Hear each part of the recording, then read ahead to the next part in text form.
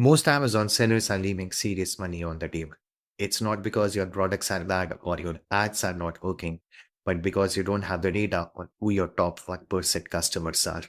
We are going to talk about Amazon Marketing Cloud, which is the most powerful tool Amazon has ever built. It helps you to know about your customer engagement, their purchasing history, who your top 1% customers are, and even customers who have abandoned your products in the cart. We have built about 6 different audiences in our agency for our clients that has helped our clients to reduce their advertising cost by 30% and massively helping them increase their profits by reducing the advertising cost.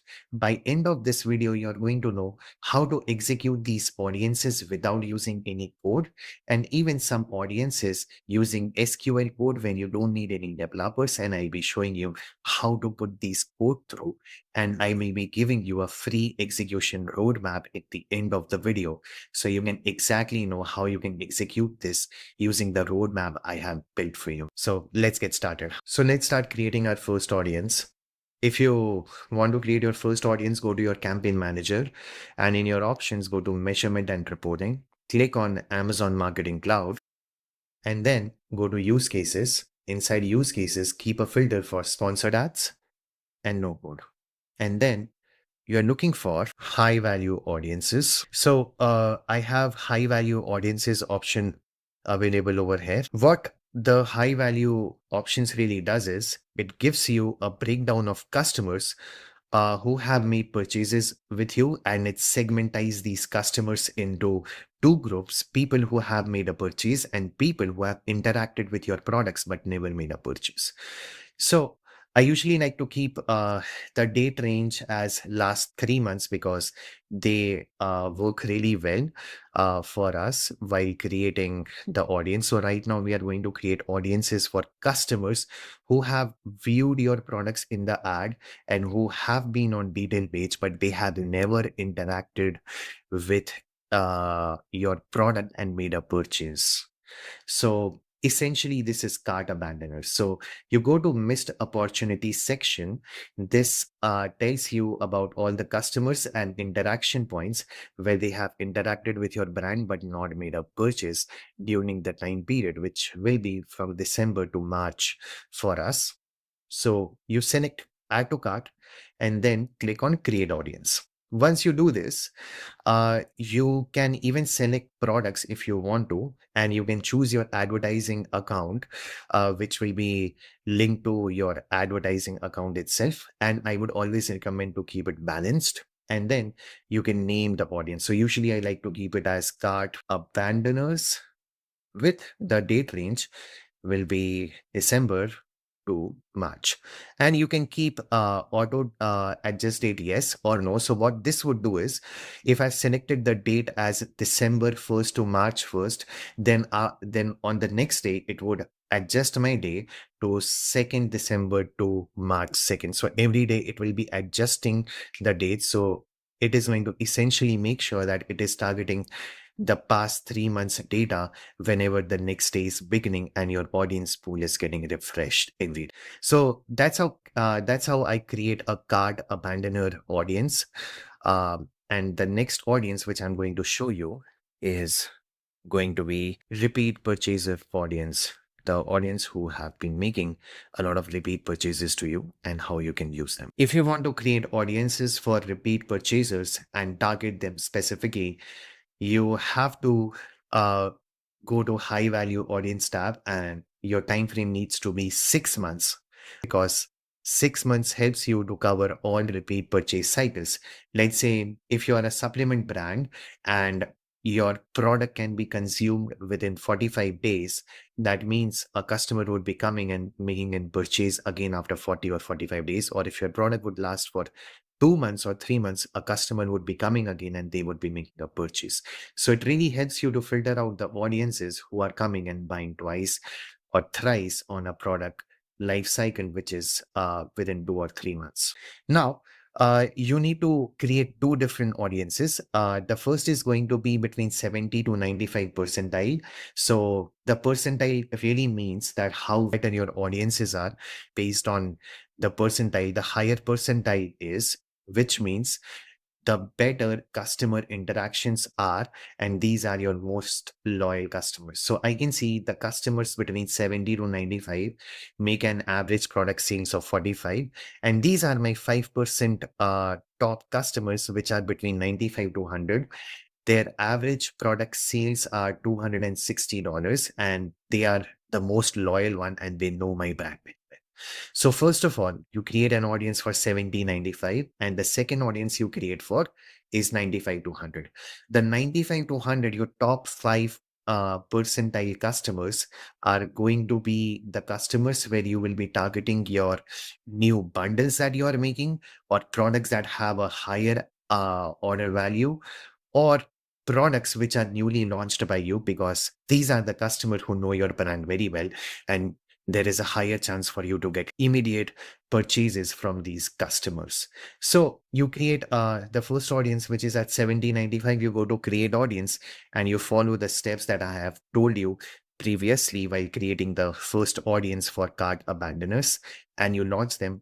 And the same thing you do with 95 to 100 percentile, and you name these audience as repeat customers 70 to 95, and the same thing you do for the other audience. Next, what I'm going to talk about is not going to be an audience, but a game-changing matrix that helps you to determine your sponsored products YouTube brand customers. It was never available on Amazon on how you can see your new to brand customers your brand is acquiring using sponsored products. And most of the brands on Amazon are spending 80 to 90% of ad spend just on sponsored products. So this helps you to get more insights. So what you really need to do is open the use case new to brand customers, and then go to name your audience. Keep the date range usually at 90 days. This would really help you to look at a longer period of data and know the performance better. And then keep the time zone as UTC. You can add ASINs if you need ASIN level data. And then you can name the group of the campaign. If you're creating campaign based on ranking, conversion, awareness, if you have campaigns created in multiple funnels, you can name and add those campaigns string ID. Just a quick tip, there are multiple ways you can get string ID, and you need to always know that your string ID needs to start with A0. So the easiest way, what I like to do is I go to the campaign manager. Once you open a campaign, then you will be able to find the string ID over here on URI, which is starting with A0. So now, once you get this, you can add your campaign ID over here. There are other ways you can write SQL codes and you can extract campaign IDs, but we have been facing no success with those methods. So we create a spreadsheet to calculate the to get the string IDs and write it over here and get the data. So once you submit this campaign, you get a report something like this, which I have received. So I can see my campaign names. I can see the total ad spend on these campaigns. I can see the total sales, and I can see the bifurcation on how many new brand sales I received and a new to brand ACOS for these products. So you can actually get these for sponsored products and accurately determine what is your customer acquisition cost on sponsored products, sponsored brands, and sponsored display, and identify which ad types are bringing new customers and what are the acquisition cost for them. And you can then optimize those specific audiences, campaigns, to scale better. The next audience we are going to build is called a lapsed customer audience. These are the audience who used to buy from you, but now they have stopped buying from you. So this is one of my favorite one. You build this by using a SQL code. You go to the query editor tab, and in your query editor tab, you have to put this code. I will be giving you this code by end of the video, so you don't have to worry about it. So let me break this down for you. So what we are seeing Amazon is on point number 3 and 4, that any audience who made a conversion between 20th of September to 20th of December, it needs to create a pool of audience for them. But the audience from 20th of September to 20th of December, if they made a purchase, and then if they didn't made a purchase between 21st of December 2025 to 21st of March 2026, these are the audience Amazon has to bid. So essentially, what we are telling Amazon is between 20th September to 20th December, customer who purchased our products, but the same customer, if they didn't made a purchase between 21st December to 21st of March 2026, these are the audience it needs to make. Once you put this, you just need to run the command. And once you start running this, it will create an audience. And what you can do over here in your specific campaigns, you can add and test these audiences and you can see what you need to do. I will even be sharing you a PDF by end of this video and telling you how to get it so that you can even know how you can target these audience on a campaign specific. You can see on your specific campaigns or specific products if these audience were your customers and now if they have suddenly disappeared, how you can target them. But essentially, you just put this code, you run this command, and you get all your audiences who have stopped buying from you and you can target them. The next audience I like to create are the customers who have been frequently purchasing from my brand, but they have not been enrolled into Subscribe and Save. So you need to look for audience for frequent subscribers not enrolled in Subscribe and Save. You can filter this by sponsored ads, audience, and no code, and you will be able to see it quicker. And you can simply search for subscribe and it would just pop up on the top. So what you need to do is to create this audience, choose your advertiser account, name this. Usually I like to name it as frequent purchasers, SNS, which would look like this. And then I mark it with the product name. And then I even recommend that you have your ASIN list over here. So these audiences should be created on a ASIN level, which is a product level, so that it's easier for you to track and make those changes in the campaigns and track the performance. And this would make sure that your funnel is having the right pool of audience who have already been buying products from you. So once you create this audience will show up in sponsored products, sponsored brands, and sponsored display campaigns where you can target them. And I even recommend to have more than 2 purchases. So in my case, I can keep 3, I can keep 4. So usually something like 3 or 4 is good because these are the customers who have been frequently using your your products, but they don't buy it from you. I can give you a quick tip as well. If you are creating this audience, then while creating this audience, you can even go and make a report for Subscribe and Save purchase lead analysis. What this really does is it helps you to know that what are the uh, total number of purchases a customer is doing from your brand before subscribing to you. So once you know the number, it would be more easier for you to really run this audiences and make sure that you are targeting the right user with the right purchasing intent.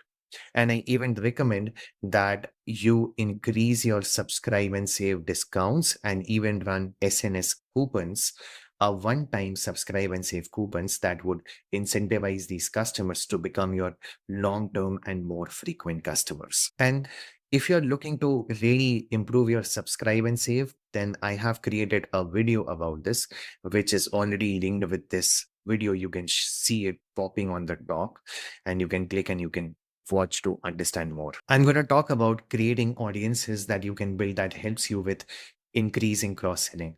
So you need to search for understanding cross-selling impact, and you will have this option. First of all, you will be creating a report. So once you click over here, you will be coming onto this dashboard. This dashboard will have 2 templates. The first is going to be ad influenced cross-selling.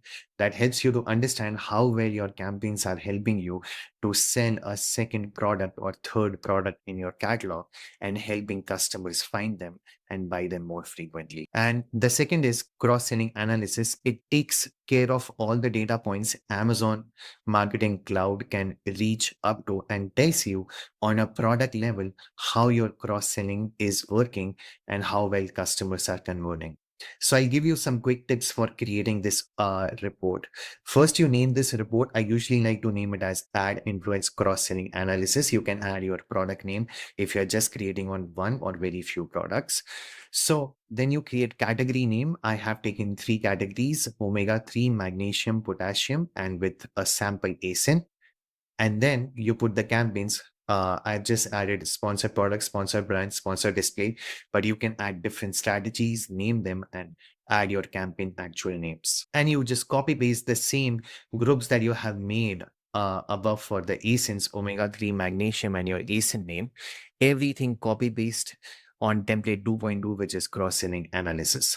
Once you do that, you get a report on cross-selling analysis over here, which helps you to understand on a product level, if a customer is buying product A, then how many customers from that audience pool are going and buying a product B together in their cart.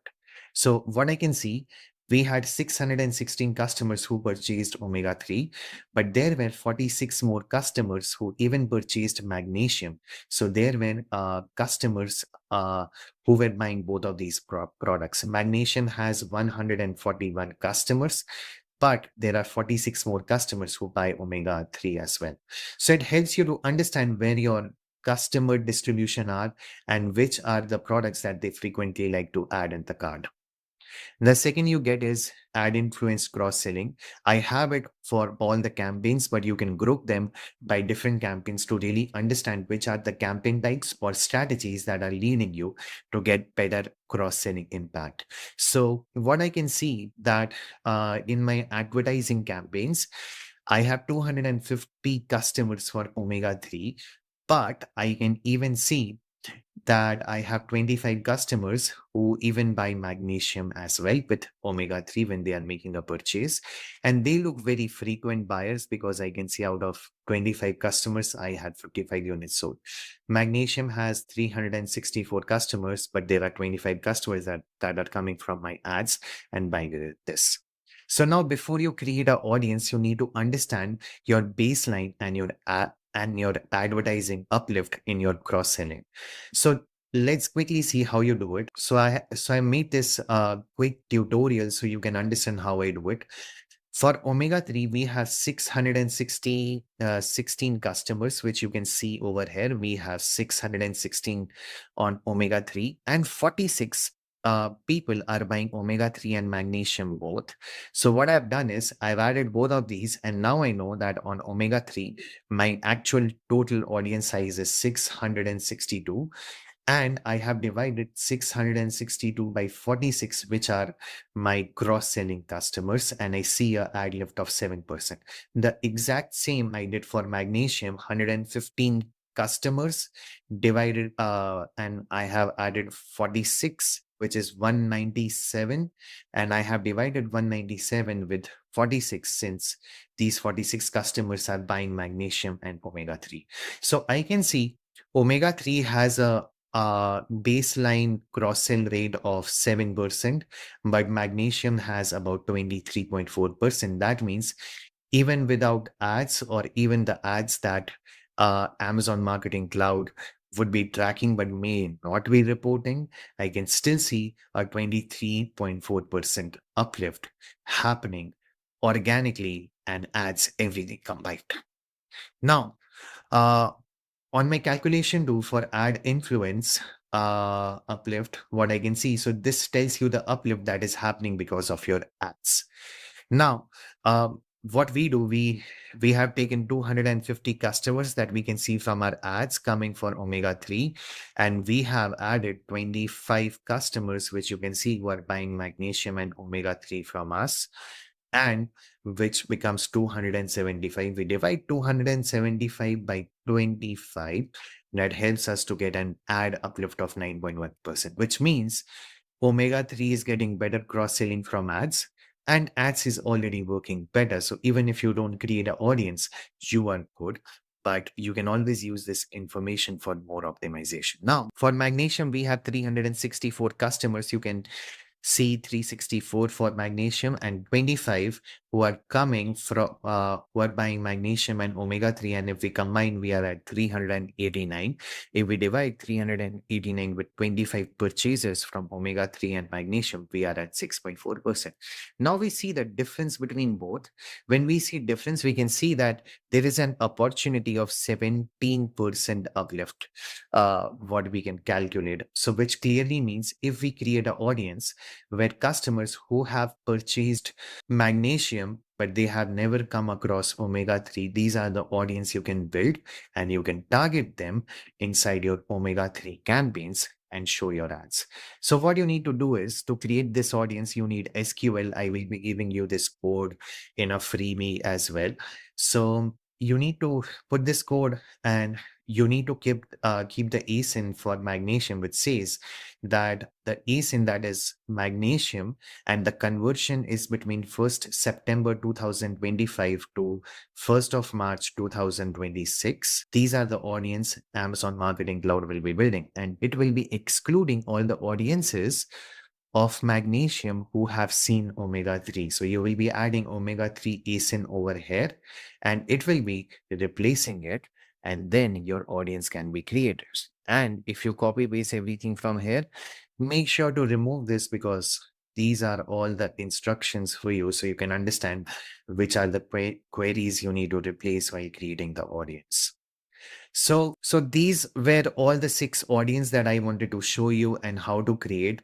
And if you scroll down in the description of this video, you will come across a page where you can simply go, click on the link, submit your name and email, and you will be able to get a free template that I have built that will help you to execute everything with the exact code that you need to put and the audiences that you need to add. And just a quick tip, if you are creating these audiences, make sure that you are looking for a time frame of 3 months or 6 months, because Amazon needs a minimum of 2000 audiences in the time frame. If you fail at creating any audiences, then you need to look for a longer period of time so that it would actually work out for you.